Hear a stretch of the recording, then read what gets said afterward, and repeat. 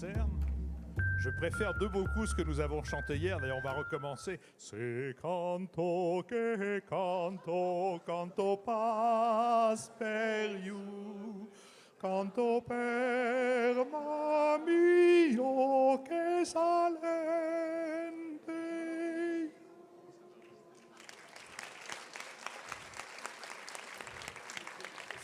Florence Aubenas, du journal Le Monde.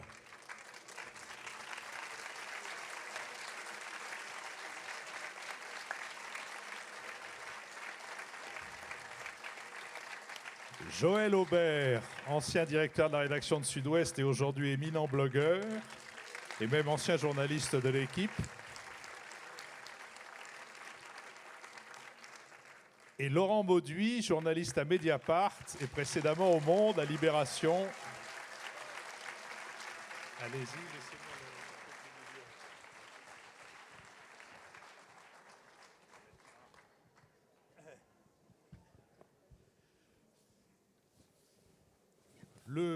le thème annoncé pour cette rencontre, c'est journalisme et démocratie, sous-entendu en quoi le journalisme peut-il contribuer au bonheur de la société, c'est-à-dire, je pense, à la fluidité de l'information, à la transparence du fonctionnement social et du fonctionnement des institutions politiques, et quelle est la sorte de journalisme qui peut contribuer à cette fluidité et à cette clarté. Peut-être que transparence est un mot un peu galvaudé et peut-être aussi un peu trop musclé, ou qui roule un peu trop des épaules, plus exactement. Et peut-être que clarté est préférable. Vous direz ce que vous en pensez les uns et les autres. Florence Aubenas est essentiellement reporter. Laurent Mauduit, est essentiellement journaliste d'investigation, surtout autour des questions économiques.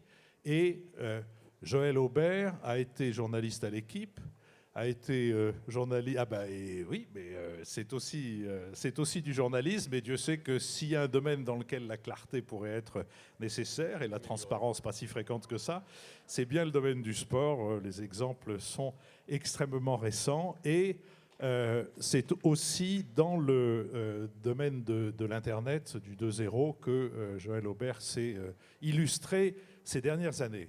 Alors, peut-être avant de commencer, je voudrais savoir ce que les uns et les autres ont eu comme idée du journalisme quand ils sont rentrés dans ce métier. Florence. J'étais sûre que ça tomberait sur moi. Par ordre alphabétique, j'y coupe pas. Donc, bonjour tout le monde, et puis merci vraiment d'être là. Vous voyez, j'étais venue avec une doudoune, je pensais qu'il faisait très froid, que les stations de ski étaient ouvertes, tout ça, mais bon. Comme idée du journalisme, c'est assez difficile parce que moi, j'ai commencé au milieu des années 80.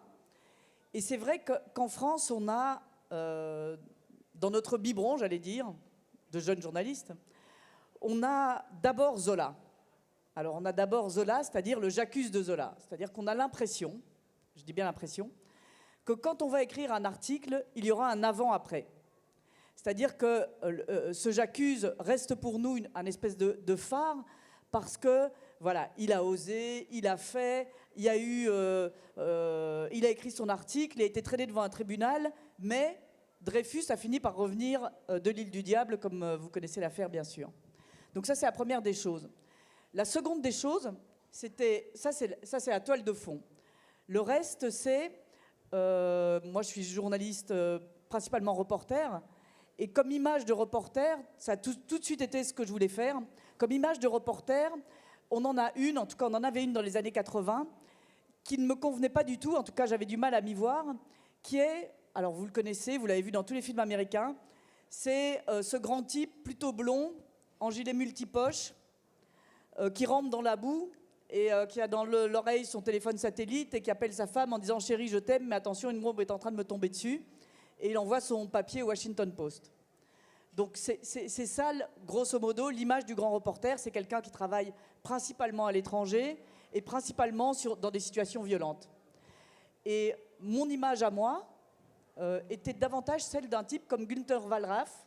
Vous le connaissez, c'est un Allemand qui, justement dans les années 80, au moment où moi je faisais ses études, s'était grimé en en turc pour se faire passer voilà, pour un Turc en Allemagne et raconter ce qu'était la vie de quelqu'un s'installant comme ça en Allemagne. Donc ce que je voulais en dire là et ce qui m'avait frappé dans l'histoire de Wallraff, c'était une double chose. La première, c'est que il y a un mode d'engagement, c'est-à-dire qu'on balance 2 ans de sa vie pour faire quelque chose voilà, qui n'est pas en direct sur CNN, mais qui est un travail personnel, qui est de faire, voilà, de creuser son sillon. Et l'autre, c'est de dire, voilà, tous ces moyens-là, alors il s'est teint les cheveux, il a mis des lentilles de contact, il s'est noirci la peau, etc. Il a fait des travaux extrêmement difficiles qui mettaient sa santé en péril. Et tout ça, pourquoi? Je vais vous dire la belle affaire. Pour raconter qu'il y a du racisme en Allemagne. Donc on se dit, à quoi bon passer 2 ans et faire toutes ces choses tellement dans lesquelles on change sa vie littéralement, c'est-à-dire qu'il a quitté les siens, etc., pour expliquer quelque chose que tout le monde sait. Et c'est justement ce reportage dans l'ordinaire et dans ce qu'on a l'impression de très bien connaître qui m'a intéressé. Joël Aubert. Oui, moi je suis tombé dedans petit, j'étais passionné du Tour de France, alors je me mettais devant le poste de radio le dimanche, c'était l'émission Sport et Musique, ma maman était folle parce qu'elle passait des dimanches épouvantables, je sautais devant le poste de radio, je faisais les classements devant les radio-reporters, je dis maman c'est ça que je veux faire, je veux suivre le Tour de France, voilà. Bon. Et puis quelques années après, la guerre d'Algérie étant au plus fort, je me suis intéressé à la politique à travers l'indignation que je sentais monter en moi quand j'écoutais les reportages à la radio. Et j'étais, pour tout vous dire, assez en rupture avec ma famille à ce moment-là. C'est une famille de paysans où on a des valeurs depuis toujours que je partage pour partie, mais pas totalement. Et donc, la conscience politique, je crois, elle est née là. Je suis parti à l'école de Lille, je suis sorti de l'école de Lille dans une période bénie. Je suis arrivé à Paris en 67, j'y suis resté 1 an et demi. J'ai vu plein de choses, j'avais des copains dans les radios périphériques, on essayait de comprendre, de prendre la mesure de ce qui se passait. Et puis je pigeais à Sud-Ouest déjà, un peu. Et un jour, il y a un poste qui s'est libéré à la rédaction générale de Sud-Ouest. Henri Amouroux m'a appelé. Il m'a dit vous êtes de Gironde, parce que je suis girondin. Il me dit, je dis oui monsieur. Vous avez fait l'école de Lille, je m'en fous. Ah, ça commençait mal, je me dis, voilà, moi j'étais très fier de mon école. Il me dit, mais en revanche, votre papa est cultivateur et votre maman postière, ça m'intéresse. Je raconte ces petites histoires parce que ça donne la mesure de ce qu'un éditeur de presse attend plutôt d'un jeune, pouvait attendre dans ces années-là aussi, plutôt d'un jeune qui est entré dans la profession. Puis le reste, on l'a créé avec Jean-François Lemoyne, l'info économique à Sud-Ouest, c'était formidable. J'ai vécu ça très passionnément. J'ai pas vu le temps passer pendant 32 ans. J'ai eu l'honneur de diriger cette rédaction pendant 13 ans. Mais je l'ai quitté en désaccord avec un homme avec qui, par ailleurs, j'ai eu des relations convenables, avec Pierre Jantet. J'ai quitté 6 ans avant l'heure Sud-Ouest.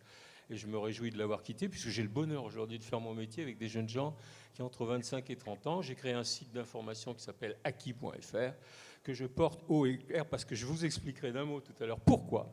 Parce que au regard du thème qui nous occupe aujourd'hui, je sens s'affaiblir l'information dans les territoires au regard de ce que la presse aussi vit, de sa mutation et de son économie qui s'effondre. Et ça m'angoisse beaucoup quand je fais des parallèles entre certains paysages et certaines montées en puissance du vote protestataire, pour ne pas le nommer, mais tout le monde l'a compris, et que je regarde en face l'information qui est faite, il n'y en a plus. Il n'y en a plus. Et si nous consentons à ça, le malheur n'est pas loin ou quelque part il peut surgir. Laurent Mauduit.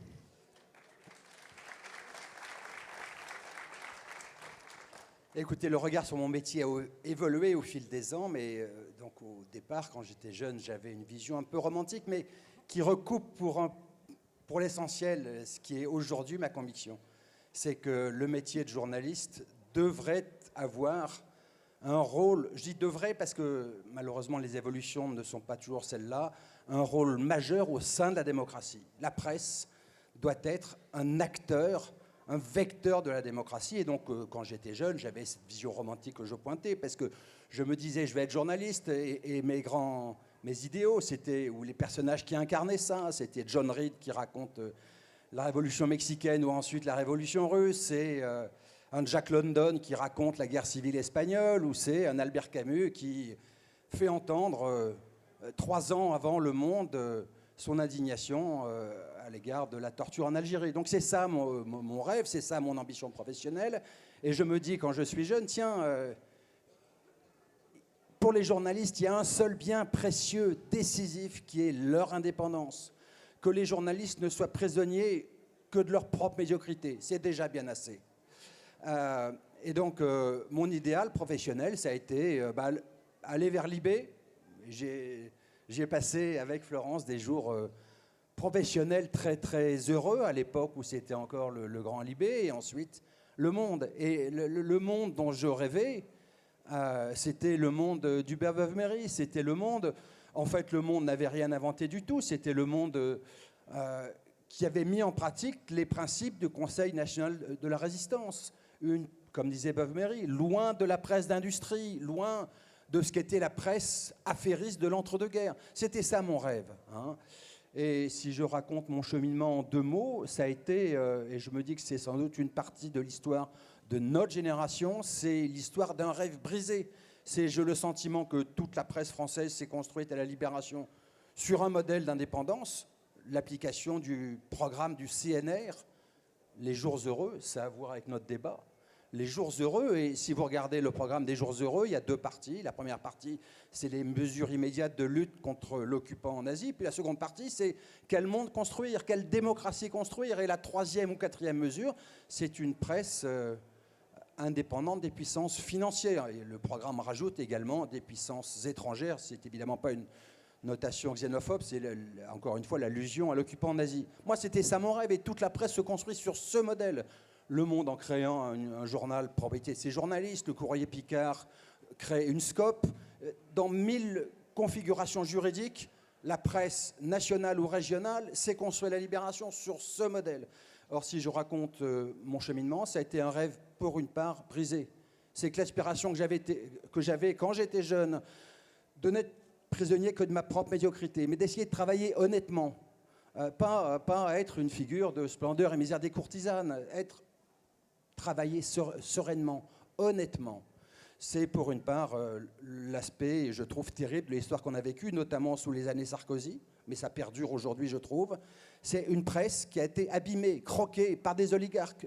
Et voilà mon regard, et je ne veux pas être trop long, mais mon regard est un regard triste. C'est que je pense que le legs de nos anciens, qui est un legs démocratique absolument majeur, a été saccagé. Et je pense, c'était d'où mon cheminement pour créer Mediapart avec d'autres, je pense qu'une partie de notre génération, son rôle, l'ambition qu'elle est à avoir, c'est de reconstruire une presse indépendante, donc renouer avec le rêve un peu romantique que j'avais quand j'étais jeune.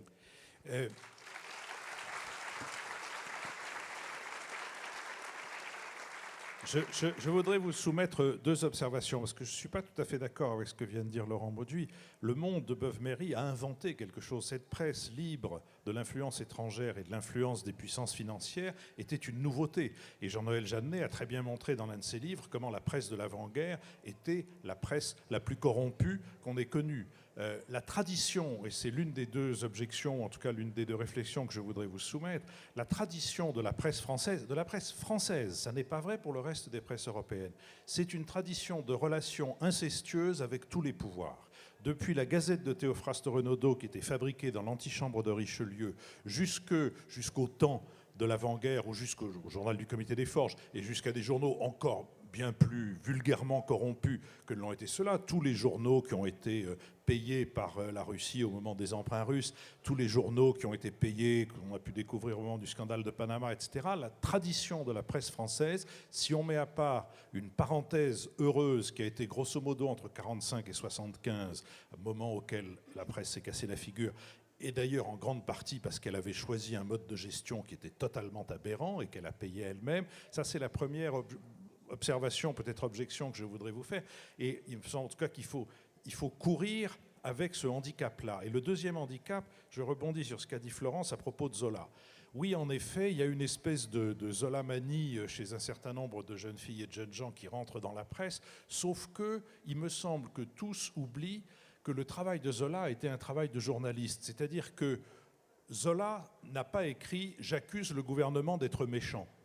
J'accuse l'armée d'être menteuse. Il a écrit « J'accuse le colonel Dupaty de Clam d'avoir fait ceci et cela. J'accuse le commandant Henry d'avoir fait ceci et cela. J'accuse le général de Boisdeffre d'avoir fait ceci et cela. » C'est un pur travail de journaliste. Ce n'est pas un travail de « indignez-vous ». Et ça, me semble-t-il, comment dirais-je, ce travestissement de ce qu'a été J'accuse aboutit à une forme de cléricalisme dans le journalisme qui fait qu'on se prend pour ceux qui doivent dire le bon, le bien, le juste, le vrai, et tout ça sans fondement d'information. C'est pas du tout ce que je voulais. Enfin, c'est bien ce que j'ai compris, mais il faut, ouais. Pour faire du journalisme, il faut lutter contre ces deux. Si vous voulez, la première des choses quand on fait du journalisme, c'est donner de l'information. Alors là, je vais faire la savante, j'en profite. C'est Montesquieu qui dit en France, les journalistes sont plus intéressés par le commentaire des faits que par les faits. Et je pense que c'est vraiment une maladie de la presse française, en effet. C'est-à-dire commenter les faits déchaîne davantage les passions que d'établir les faits, que d'amener de l'information.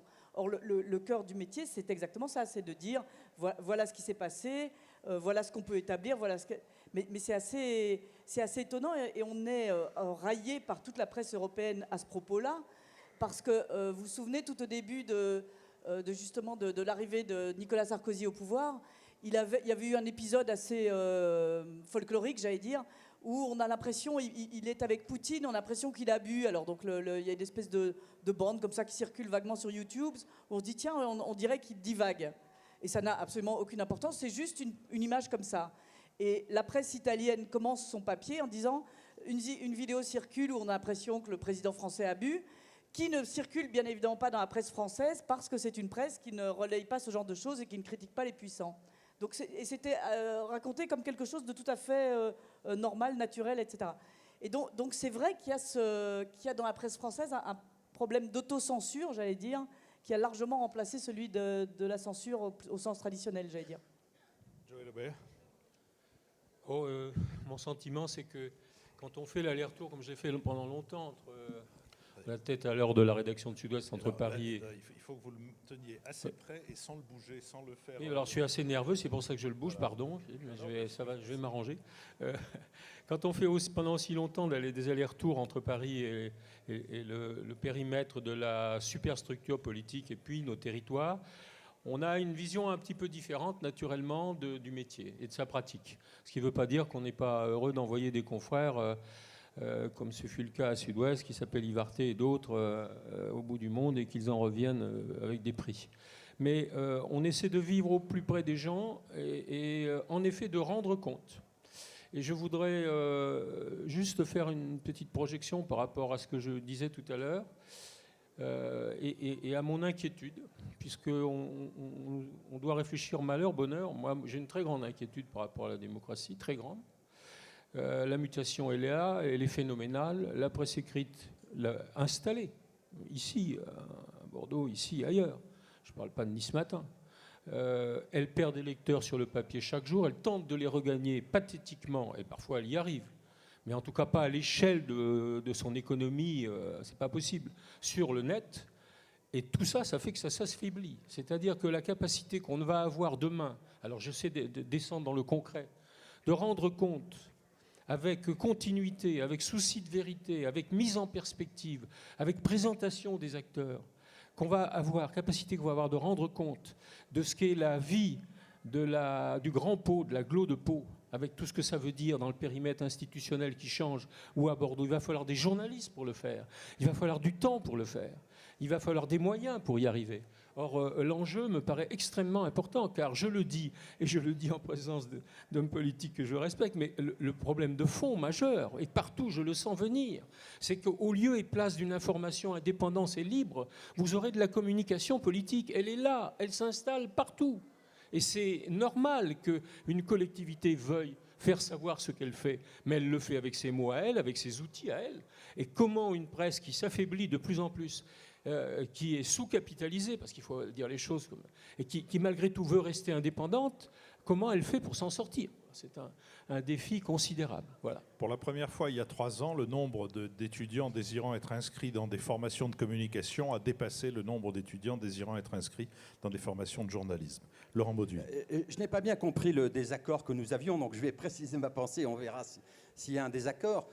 Je pense qu'il y a un problème spécifique à la France, un pays qui n'a pas une vraie culture démocratique ou une culture de très basse intensité. Et donc je pense que nos propos se rejoignent.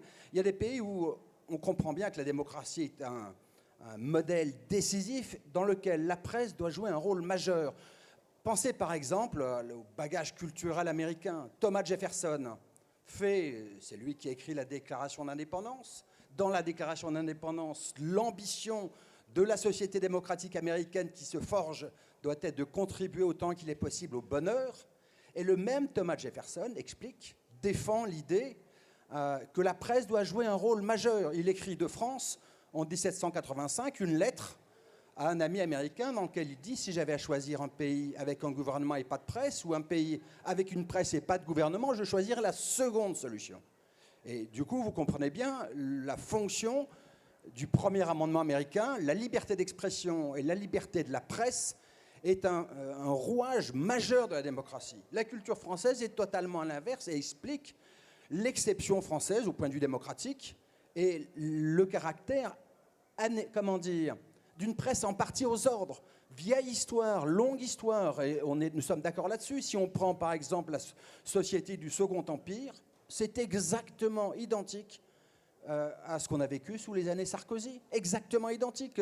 Il y a le duc de Morny, le demi-frère de l'empereur, qui vend et rachète des journaux, en même temps que le spéculateur Jules Mirès. Tout ça pour spéculer, à l'époque la grande spéculation ce sont les chemins de fer, et pour mettre les journaux au service de l'Empire. Faites la comparaison, c'est la même histoire peut-être terrible que celle qu'on a vécue sous les années Sarkozy, du rachat progressif de tous les journaux. L'idéal que moi j'avais en allant au Monde a été brisé par le rachat du Monde, par des oligarques dont la presse n'est pas le métier. Ça a été la même histoire que celle des Échos.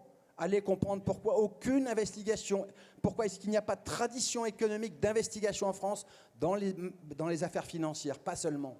Voilà, et donc je pense que peut-être l'Italie de Berlusconi mise à part, la France est un état de droit malade. Et l'une des manifestations, c'est l'état de la presse. L'état de la presse, moi je quitte le Monde parce que j'y suis censuré, parce qu'en fait il y a eu une double normalisation. Économique d'abord, les journaux, propriété des journalistes, ont été rachetés les uns après les autres. Le Monde, Libé, y compris Le Figaro. Regardez bien ce qu'est Le Figaro.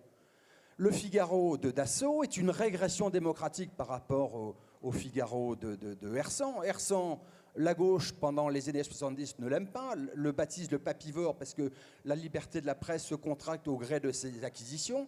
Mais on est là dans un phénomène de mondialisation, de concentration. La singularité, c'est que c'est un homme de presse. On l'aime ou on l'aime pas, mais c'est quelqu'un du métier.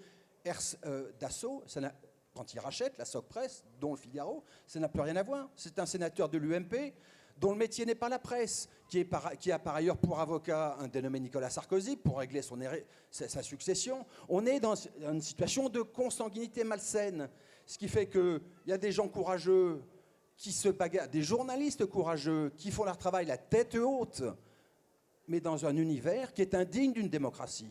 Indigne d'une démocratie. Et moi, c'est mon combat professionnel, parce que c'est vrai, la situation, quelle est-elle? C'est celle que décrit depuis longtemps l'historien Pierre Rosanvallon. Dans La démocratie inachevée, nous sommes dans une démocratie, dit-il, illibérale. Illibérale, c'est pas tellement en dehors de la démocratie, puisque dans ce système de monarchie républicaine, on vote tout de même. Mais tout de même, il n'y a pas les contre-pouvoirs d'une démocratie. Il y a un Parlement qui est faible, il y a une presse qui est faible. Et moi, mon cheminement, je termine là-dessus, censuré au Monde, d'autres ont eu d'autres cheminements professionnels du même type, c'était de reconquérir mon indépendance et je le termine sur ce point-là. L'enjeu majeur, on l'a dit, c'est pas les commentaires, c'est pas la presse d'opinion qui m'inquiète, c'est pas son évolution, c'est la presse qui produit des faits, qui fait réfléchir les citoyens. Moi, ça a été notre bataille à Mediapart de dire, quand on a produit beaucoup d'enquêtes sur Sarkozy, on nous a dit « Oui, mais vous êtes anti-sarkozyste ». Et on a dit « Non, sous la gauche, nous ferons la même chose ». Et on a eu à cœur le plus vite possible d'en apporter la démonstration, et on l'a porté avec l'affaire Cahuzac. Produire des faits, permettre aussi... c'est la formule que mon confrère Plenel aime bien, et de Peggy, élever un peuple en élevant son langage, lui donner à réfléchir, lui donner à penser. Le métier du journaliste, c'est d'enquêter, de produire des faits, et c'est ça, en France, qui a été en danger. C'est ça qu'il faut reconstruire, une presse libre et indépendante au service des citoyens.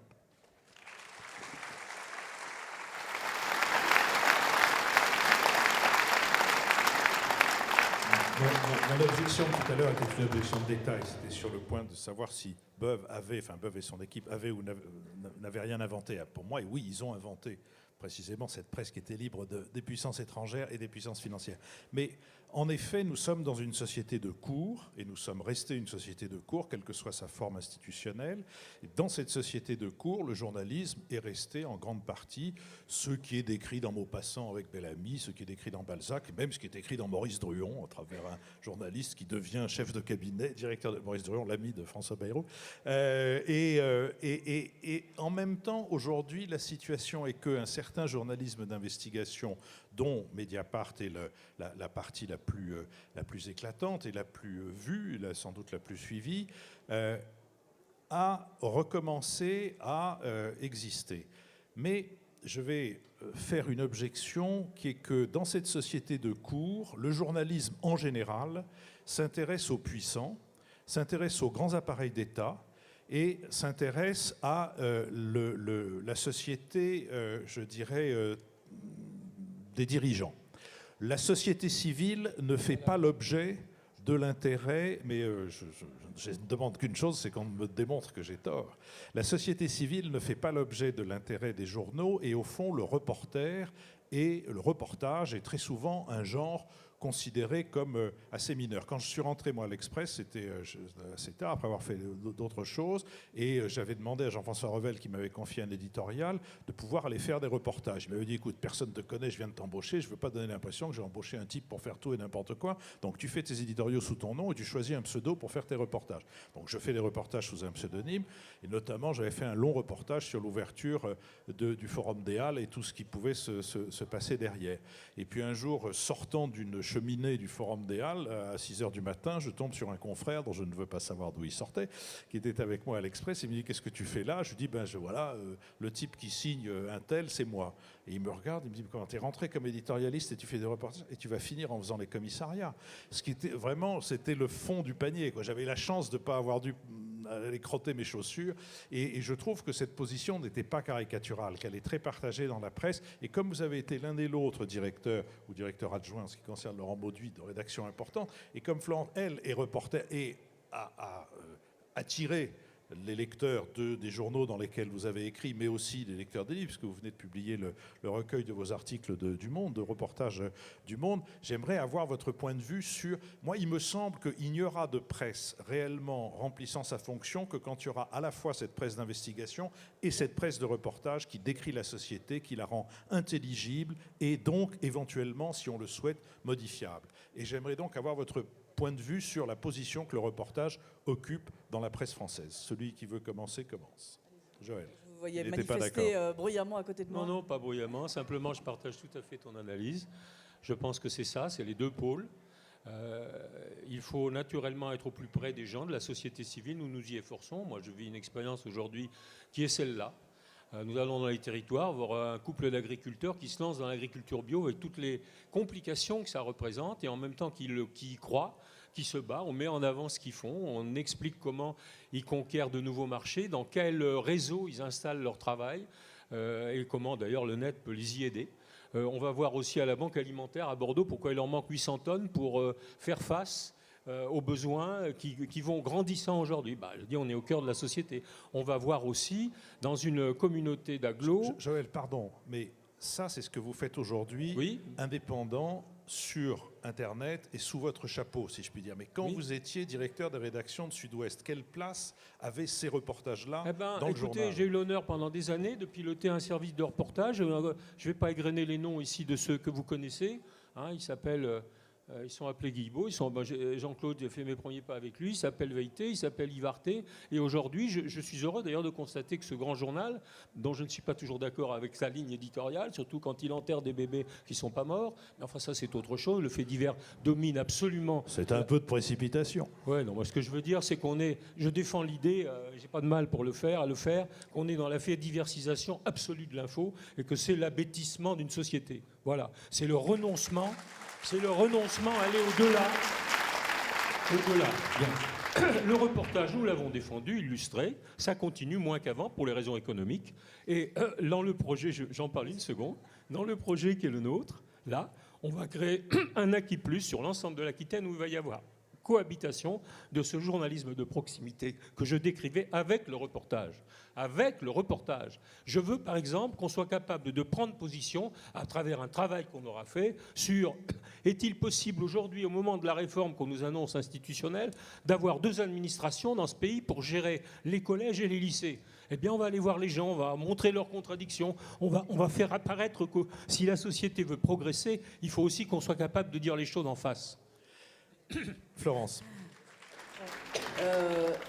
J'aimerais, c'est bien regrettable que vous ayez quitté votre journal parce que c'est pas.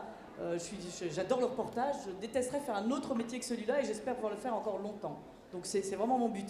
Mais c'est pas l'expérience que j'ai, en tout cas dans les journaux où j'ai travaillé.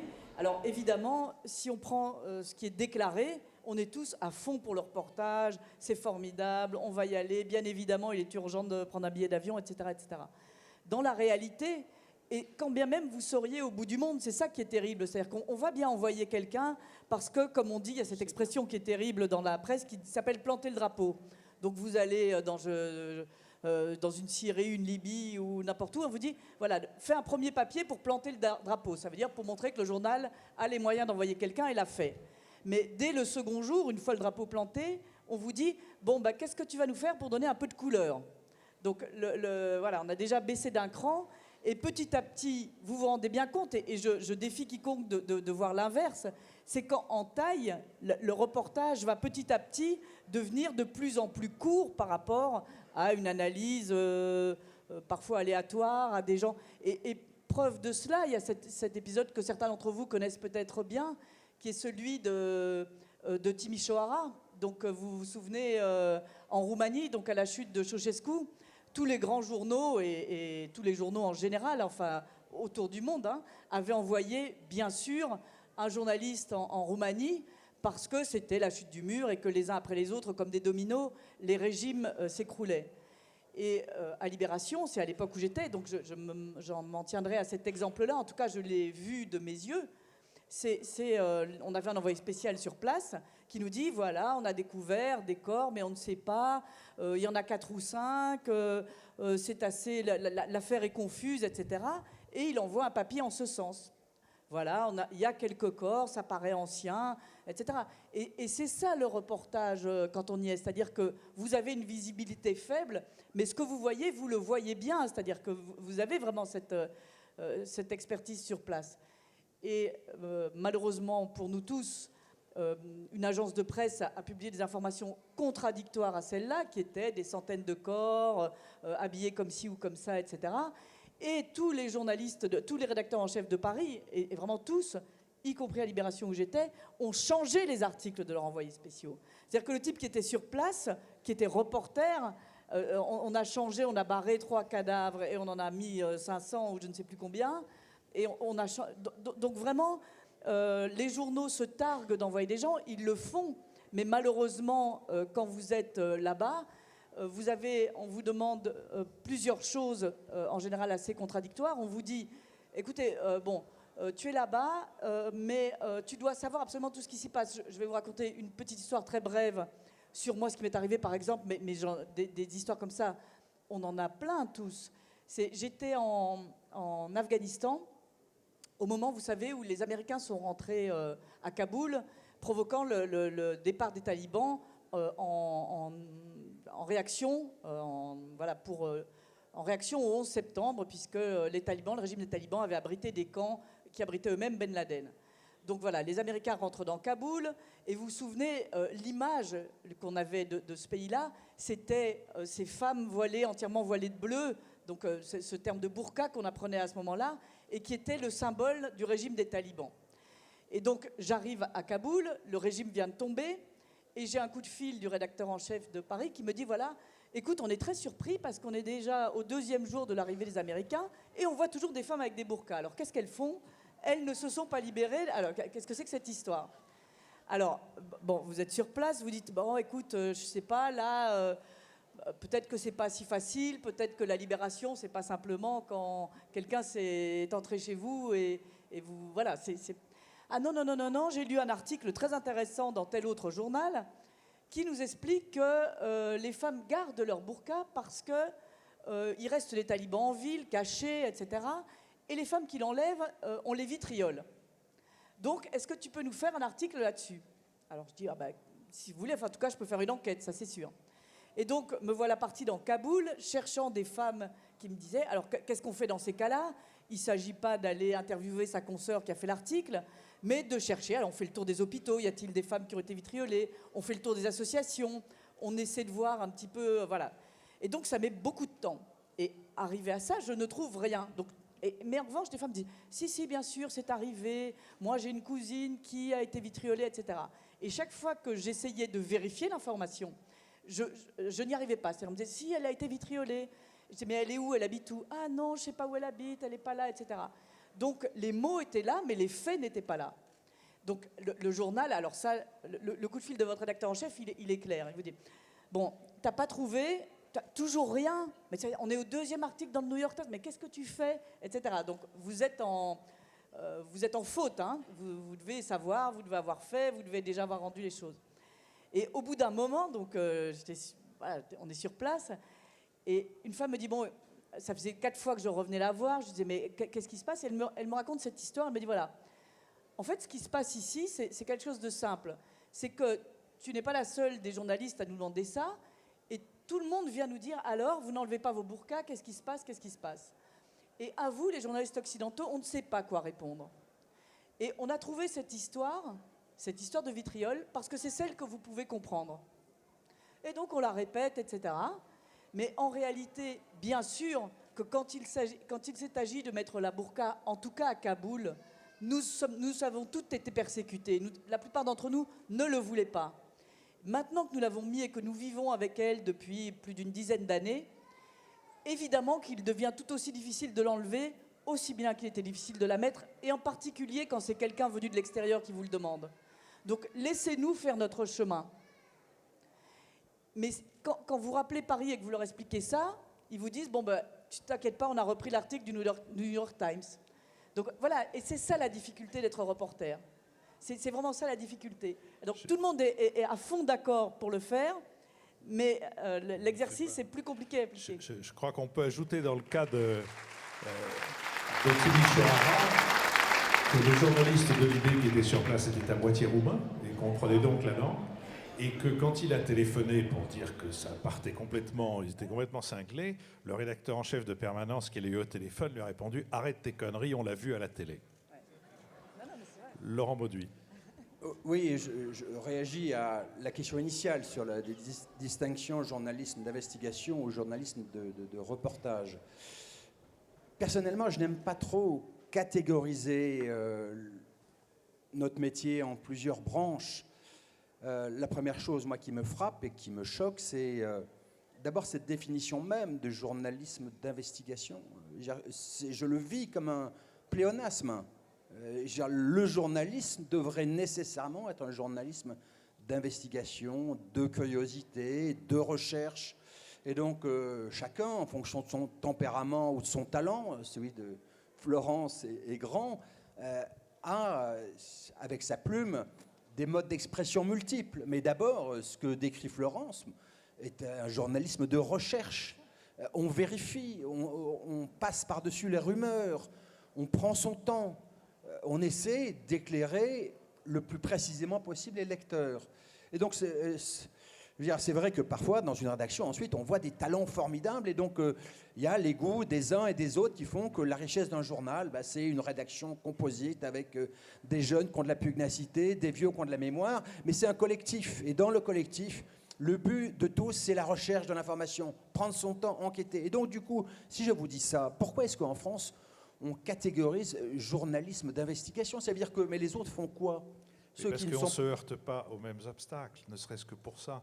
Le journalisme qui travaille, par exemple, sur l'affaire Cahuzac, il ne se heurte pas aux mêmes obstacles que le journalisme qui prétend que c'est important d'aller raconter comment on vit dans un canton des Pyrénées-Atlantiques, ou qui prétend que les histoires racontées par le New York Times ce sont du pipeau sur de l'Afghanistan, ne serait-ce que ça. Ça permet de caractériser. C'est un vieux débat professionnel. Moi, j'ai toujours pensé qu'il ne fallait pas de trop grande spécialisation des journalistes. Que, notamment, moi, je ne me définis pas comme économiste, même si ma matière, c'est l'économie. C'est d'abord curieux, chercher. Et je ne pense pas que les méthodes de travail, qu'il s'agisse de la finance, qu'il s'agisse de la bourse, qu'il s'agisse de la politique, soient différents. Et ce qui me frappe, moi, beaucoup dans l'observation que je fais de notre métier, c'est qu'il y a des secteurs entiers de la vie publique dans lesquels la presse ne fait pas son office. Je prends un exemple, la vie économique et financière. Je veux dire, dans toutes les grandes démocraties, vous avez des journaux. Vous aimez ou vous n'aimez pas l'orientation éditoriale. Moi, je ne suis pas très néolibéral, comme on dit en économie. Je préfère la régulation. Mais regardez les journaux financiers anglo-saxons. Il y a une culture de l'enquête économique. En France, comment voulez-vous faire? Je veux dire, comment est-ce qu'un journaliste des Échos peut travailler dignement alors que son actionnaire, c'est le principal patron français? Pour un papier simple, comme on dit dans le jargon, un marronnier, quel est le PDG français qui gagne le plus cette année? Les citoyens ont le droit de savoir. Dans toute la presse anglo-saxonne, vous avez le hit parade des PDG en fonction de leur rémunération. Donc, est-ce que cette année, M. Bernard Arnault, puisque c'est le premier PDG, a-t-il bien gagné 10 millions d'euros en fixe et en variable? A-t-il bien gagné, approximativement 40 millions d'euros d'intéressement? A-t-il bien gagné 500 millions d'euros à peu près en dividendes? En plus, ce n'est pas très difficile à trouver. C'est sur le site, chaque année, de l'autorité des marchés financiers, l'AMF. C'est en ligne, mais je peux vous assurer que dans les Échos, c'est quasi impossible à écrire, un papier simple. Dans le Figaro, comme LVMH est le premier annonceur publicitaire, c'est impossible. Et donc, les années où moi j'oublie d'aller sur le site de l'AMF parce que c'est en ligne, j'ai parfois au téléphone un confrère des Échos du Figaro qui me dit « Oh, Laurent, va voir sur le site de l'AMF, c'est en ligne. » On est comme... Alors, là, c'est une forme de blague, mais sur des affaires terriblement graves. Regardez, par exemple, aujourd'hui, la faillite du groupe Areva. La faillite. Nous, on a documenté cette faillite depuis 2 ans sur Mediapart. La gestion d'Anne Lauvergeon. On l'a documenté de manière précise. Ça n'a jamais été repris dans aucun quotidien. Aucun. Pour quelle raison? Pour la raison que je vous ai exposée. Il n'y a pas de presse financière indépendante. Et quand Bernard Arnault a voulu racheter les Échos, la rédaction des Échos, qui n'est pas frondeuse, s'est rebellée. La plupart des dirigeants politiques attachés à la démocratie ont pris position en disant c'est une indignité, il n'est pas possible. De la même façon que c'est assez choquant que quelqu'un qui fait du béton possède... Voilà, il y a eu un homme politique en 2007 qui a eu le courage de le dire sur le plateau de Claire Chazal. Mais donc la rédaction s'est rebellée, puis ensuite... il faut bien continuer à travailler. Il a gagné dans une affaire qui était scandaleuse parce que l'autorité de la concurrence a dit d'accord, Arnault rachète les Échos, mais il faut assurer la survie de la Tribune pour qu'il y ait au moins le pluralisme et 2 journaux. Or, on a assisté à une chose stupéfiante, c'est que le vendeur a reçu... l'acquéreur a donné un chèque au vendeur. Non, c'est l'inverse, pardon. C'est l'inverse. Bernard Arnault a offert 47 millions d'euros à M. Alain Veil pour qu'il accepte d'acheter la Tribune. Histoire stupéfiante, et au bout de l'histoire, c'est quoi? C'est que le pluralisme n'existe plus, la Tribune n'est plus qu'un tout petit site en déshérence. Voilà, et donc c'est ça, moi, mon indignation, mon inquiétude. Il y a des zones entières où la vie publique n'est pas éclairée par un travail journalistique. Pardon. Nous approchons du moment où il faut se séparer, et le propre d'un débat réussi, je ne sais pas si celui-là l'est, mais vous le direz, c'est de laisser chez ses auditeurs une grande frustration, la frustration que ça ne continue pas. Mais je voudrais juste quand même, en écho à ce que vient de dire Laurent Bauduit, dire que ça n'est pas complètement une fatalité, et qu'il y a un certain nombre de mesures qui avaient d'ailleurs été promises à plusieurs reprises, et notamment par Lionel Jospin au moment de sa campagne de 2002, qui existent dans d'autres pays. Et l'une d'entre elles consiste à dire que des sociétés qui vivent pour la majorité de commandes publiques ne peuvent pas posséder plus de 10% d'une entreprise de communication. Or, M. Dassault vend des Rafales. Je ne sais pas si dans vos entourages, il y a beaucoup de gens qui ont acheté des Rafales, mais d'une manière générale, c'est plutôt des commandes publiques. M. Bouygues vit en très grande partie d'appels d'offres de marchés publics en France et à l'étranger, mais notamment en France. Et etc. On pourrait faire la litanie de ces choses. L'interdiction de cette possibilité de posséder à la fois des entreprises qui vivent des marchés publics et des entreprises de communication serait un commencement vers cette fluidité dont je parlais. Monsieur le ministre, vous voulez dire quelque chose? Ah, alors, bon. Alors, pour conclure le débat, un jeune qui monte, François Bayrou. Non, je voudrais dire, ça n'est pas pour conclure, je voudrais simplement dire 3 petites choses. La première, c'est que la plus importante des tables rondes, si l'on regarde l'équilibre des sociétés et leur avenir de tous ces 3 jours formidables, la plus importante, à mes yeux, c'est celle-là. C'est-à-dire que le pacte de confiance qui est aujourd'hui brisé très, très largement entre les citoyens, l'opinion publique et ceux qui exercent le pouvoir, ce pacte de confiance, il est brisé en particulier parce que plus personne n'a confiance dans la parole de personne, singulièrement pas de la presse, pour des raisons objectives qui ont été parfaitement décrites ici, notamment celles qui tiennent aux liens incestueux entre les puissances d'État, les puissances économiques et un grand nombre d'organes de presse. C'est le premier point. Philippe a eu la gentillesse de rappeler que je l'avais dit sur le plateau de TF1 20h. C'est Laurent qui a dit ça. Premièrement. Secondairement, avant d'en venir au plus important, secondairement, il y a une raison pour laquelle le journalisme de quotidien, de découverte du quotidien, est moins attrayant pour les journaux que d'autres, et les faits divers en particulier, c'est qu'il y a dans l'âme humaine quelque chose qui aime et attend le sensationnel. Et il arrive, sauf dans le livre de Florence Aubenas, qui est formidable, si vous n'avez pas lu Quai de Ouistreham, vous vous précipitez pour l'acheter tout à l'heure, là-bas, c'est un grand livre. Et donc... mais ce sont de rares exceptions. Et c'est vrai qu'on tourne plus facilement les pages qui racontent la vie de tous les jours que les pages qui racontent les faits divers. Pas seulement par une perversion du temps. Si vous prenez tout le 19e siècle, c'est comme ça. Tous les journaux du 19e, tous les journaux de la première moitié du 20e et de la deuxième moitié et des siècles qui suivront, je pense que c'est au fond une loi de l'âme humaine et de lien entre l'âme humaine et la littérature. La troisième chose que je voudrais dire, c'est que Laurent Mauduit n'est pas là par hasard, je l'ai invité. Je veux que vous sachiez une chose. Un des très grands scandales de notre époque, c'est l'affaire Tapie. Si Laurent Mauduit, spécialement, et Mediapart n'avaient pas été là, l'affaire Tapie ne serait jamais sortie. Mais jamais. Ça a été un combat que nous avons partagé. 400 millions d'euros, et ça n'est pas Tapie qui est visé dans notre esprit. On connaît bien Tapie, on sait qui il est. C'est l'État. Par une décision de l'État, 400 millions d'euros pris aux contribuables français pour le donner à des intérêts privés dont on peut dire beaucoup de choses. Jamais cette affaire ne serait sortie sans la ténacité, le courage, l'indépendance que, en l'espèce, Mediapart et Laurent Mauduit en particulier ont manifesté pendant cette période-là. Et si cet organe de presse n'avait pas existé, ce combat n'aurait jamais débouché, pour la raison qui a été parfaitement expliquée, que tout le monde disait, toutes les rédactions disaient qu'au fond, c'était pas prouvé. Et puis ça dérangeait tellement de choses dans l'idée qu'on se faisait du pouvoir qu'il fallait cette puissance de contrôle et de remise en question que la presse libre d'investigation représente. Il n'y en avait plus à cette époque-là en France, et c'est Mediapart et spécialement Laurent Mauduit qui l'ont fait. Et pour moi, c'est un point absolument essentiel de l'équilibre et de l'avenir des sociétés démocratiques qui devraient être les nôtres. Merci beaucoup. Merci, jeune homme.